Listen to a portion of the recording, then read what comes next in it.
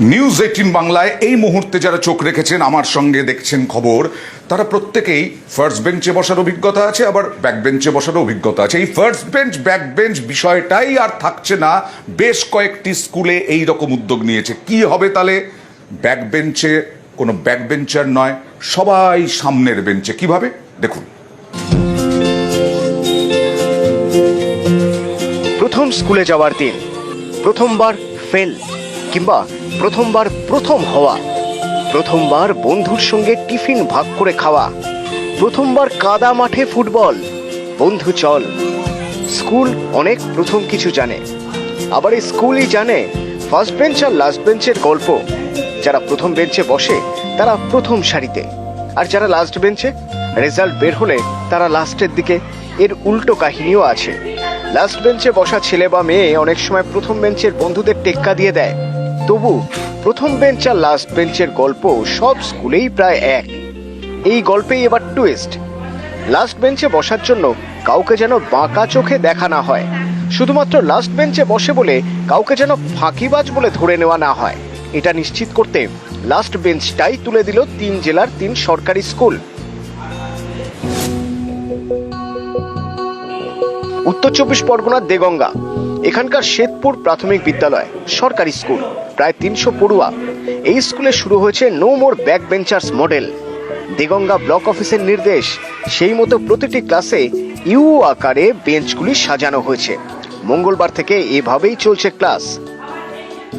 যদি এইভাবে ক্লাসে ইউ শেপ আমরা যদি ক্লাসে করতে পারি, বেঞ্চগুলো ঘুরিয়ে, তাহলে তারা আমাদের সংস্পর্শেই সবসময় থাকতে পারবে এবং আমরাও তাদের কাছে ক্লাসরুমে সহজে পৌঁছাতে পারবো। এতে করে দেখলাম বাচ্চাদের ব্যাপক সাড়া এবং তারা খুব আগ্রহী।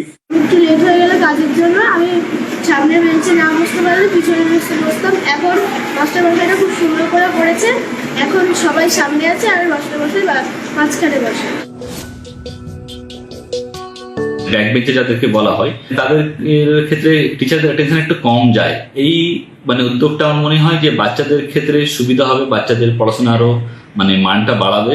আমরা আমাদের 2 এসআই সাহেবের সাথে কথা বলেছি যাতে এই উদ্যোগটা যতগুলো স্কুলে করা সম্ভব আমরা সেগুলোকে করব।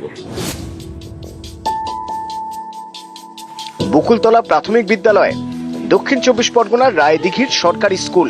এই স্কুলেও বেঞ্চে বদল।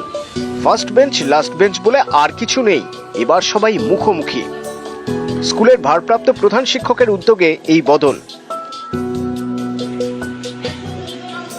দেখা গেছে গতানুগতিক ধারায় সামনের সারির ছাত্ররা যতটুকু মনোযোগ পায়, পিছনের সারির ছাত্রছাত্রীরা একটু উপেক্ষিত হয় বলে মনে হয়। ইউ আকৃতি বা সেমি সার্কেল হিসেবে এখন যে বাচ্চারা বসছে, এতে পরস্পরের প্রতি একটা শ্রদ্ধা, বন্ডিং, গ্রুপ ডিসকাশনের ক্ষেত্রে খুব সুবিধা হচ্ছে। ব্যাক বেঞ্চ থাকছে না। মালদার ইংরেজ বাজার, এখানকার অক্রুরমণি করোনেশন ইনস্টিটিউশন, 100 বছরের পুরনো সরকারি হাই স্কুল। এই স্কুলেও no more back benchers model. জেলা শিক্ষা দপ্তরের নির্দেশ, মঙ্গলবার থেকে নয়া মডেলে চলছে ক্লাস। যারা পরীক্ষায় পিছিয়ে পড়ে তারা অনেক সময় পিছনের বেঞ্চগুলোতে বসে এবং তারা পড়াশোনাতে মনোযোগী হতে পারে না।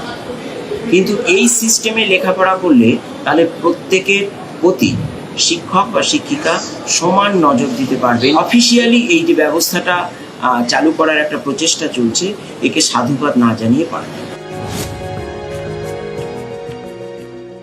কারণ অনেক সময় একটা মনস্তত্ত্ব কাজ করে যে এই ছেলে মেয়েগুলোর তত ভালো নয়, ওদের পেছনে লেগে থেকে কি হবে।